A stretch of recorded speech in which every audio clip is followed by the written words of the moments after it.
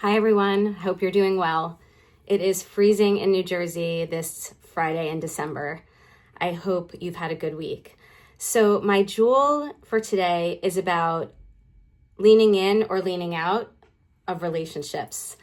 I don't know if any of you saw the Mel Robbins op-ed in the New York Times.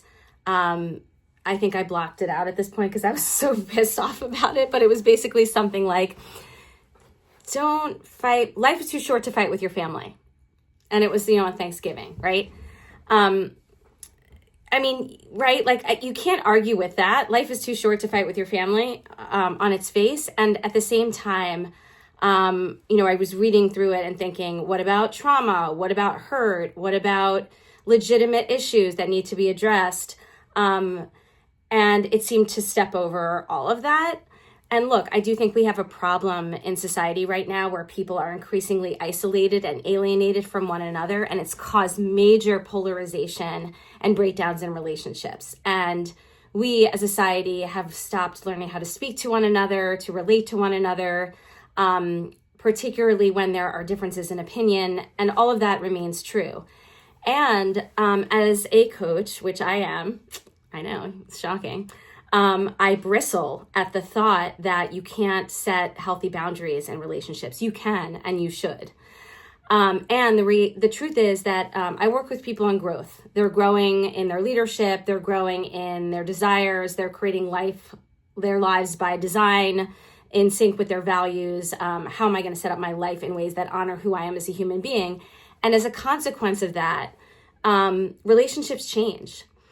Relationships that may have worked for you 10 years ago start to not work anymore because you are an evolved, different human being when you are focusing on transformation. So I have a client right now who's a senior executive in an organization, and she's talking about the grief she's experiencing about one of her closest friends. She says they trauma bonded. So they were really close and together when both of their lives were rife with sadness and suffering. And she has since entered a romantic relationship. She's having tremendous success at work. And she's noticed that her friend has withdrawn affection and has pulled away. And what she's coming to realize is that this relationship, as it stands, no longer serves her and is no longer in sync with what she's created in her life. She extended an invitation to reinvent the relationship. Hey, I care about you. Let's see what we can create. A real relationship based on love and mutual respect and trust, and was essentially shut down.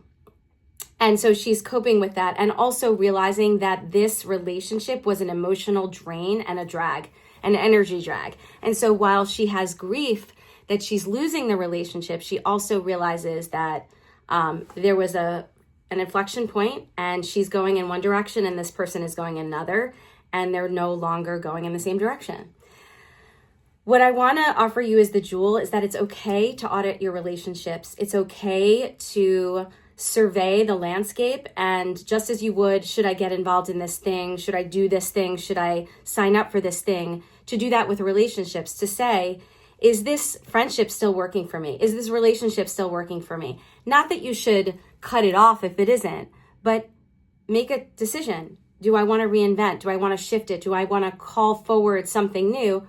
Or is it time to relegate it to an outer circle of my life, to reframe it, to not spend as much emotional time and energy in it because it has changed? Audit your relationships. Lots of love.